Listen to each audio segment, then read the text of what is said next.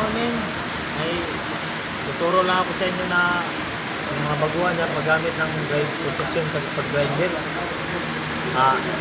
Una yung gagawin, ano kayo? Gagil. Ngayon guys, yung mga jacket nyo kailangan ganito. Yung ano kasi baka madali ng grinder. Ngayon guys, nagputol kayo ng back, position. Ganito lang oh.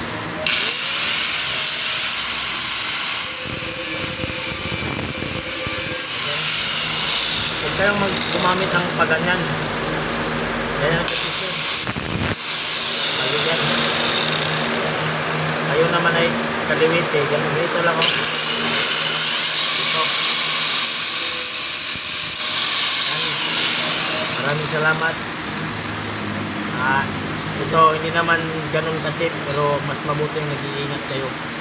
Kasi kahit anong galing mo kung hindi kayo nag-iingat, yari kayo. Thank you. Subscribe my channel. Subscribe my channel guys. Salamat.